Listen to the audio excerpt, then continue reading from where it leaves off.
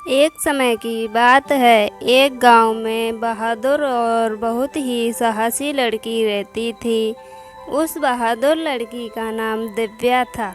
दिव्या छोटी उम्र से ही वीरता की भावनाओं में विश्वास रखती थी।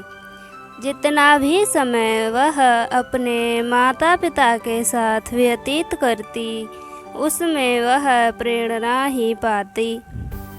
दिव्या के पिता एक सामान्य किसान थे, लेकिन उन्होंने हमेशा दिव्या को शौर्य एवं साहस भरी कहानियों से उसके मनोबल को बढ़ावा दिया। उन्होंने दिव्या को सिखाया कि बड़े संघर्ष का सामना करना और समस्याओं का समाधान निकालना वह भी लड़के की तरह कुशल है। यह बात उसके जहन में बस गई थी। एक दिन गांव में खबर फैल गई कि पास के जंगल में एक बहुत ही खतरनाक राक्षस आया है और वह गांव पर आक्रमण करने की कोशिश कर रहा है। गांव के सभी लोग बहुत घबराए एवं डरे हुए थे और सबको उस राक्षस से डर लग रहा था। लोगों में अफरा तफरी का माहौल बन गया था।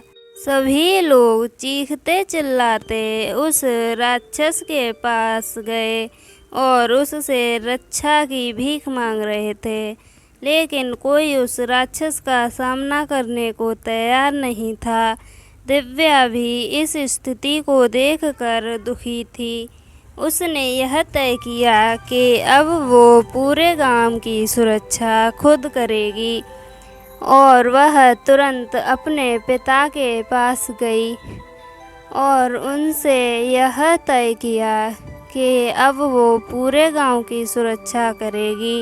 उनसे उस राक्षस के खिलाफ लड़ने की इच्छा और संकल्प व्यक्त किया। उसके पिता उसके मनोबल को देखकर बहुत ही प्रसन्न हुए। दिव्या ने एक युद्ध के विशेषज्ञ शिक्षक से अपनी तैयारी शुरू कर दी और उसने कई दिनों तक लगातार दिन रात मेहनत की। उसने अपने शरीर को मजबूत बनाने के लिए हर प्रकार की कठिनाइयों का सामना किया और अपने हृदय को साहसिक बनाने के लिए अनेक प्रयास किए। अंत में दिव्या का उस राक्षस से सामना करने का समय आ गया।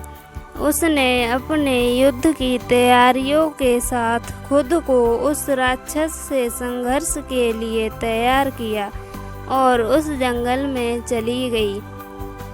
राक्षस दिव्या को देखकर हंसने लगा और जोर जोर से ताली बजाने लगा और उससे हंसते हुए बोला, तू कौन है लड़की?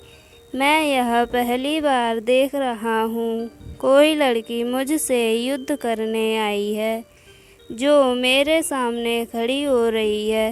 दिव्या ने अपने साहस और दृढ़ संकल्प के साथ राक्षस के सामने खड़े होते हुए कहा, मैं तेरी दुर्बलता और दुष्कर्मों का अंत करने आई हूँ। मैं तुझे अपने साहस और वीरता से हराऊंगी। वह जानती थी कि यह संघर्ष सिर्फ शारीरिक बल पर नहीं बल्कि साहस और सामर्थ्य में है। दिव्या ने राक्षस के सामने उसके सभी बुरे कर्मों को गिनाया और उससे मानवता के लिए काम करने की अपील की। वह राक्षस को यह समझाने की कोशिश कर रही थी कि उसकी शक्तियों का उपयोग उन्हें उनके बुरे कर्मों के बजाय मानवों की सुरक्षा के लिए करना चाहिए। राक्षस दिव्या की बातों को सुनकर सोचने लगा और उसके मन में कुछ बदलने लगा। उसने दिव्या से कहा, तूने मुझे समझाया मेरी शक्तियों का सही उपयोग कैसे किया जाता है। मैं यहाँ से जा रहा हूँ, लेकिन मैं तेरी बातों का हमेशा ध्यान रखूँगा। राक्षस ने गांव वालों से माफ़ी मांगी और उनसे समझौता किया कि अब से वो हर ज़रूरतमंद की मदद करेगा।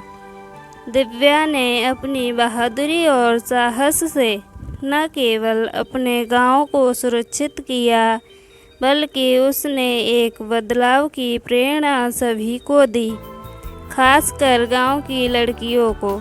उसने सिखाया कि छोटी सी लड़की भी बड़े संघर्षों का सामना कर सकती है और अपने दृढ़ संकल्प और मनोबल से जीत सकती है।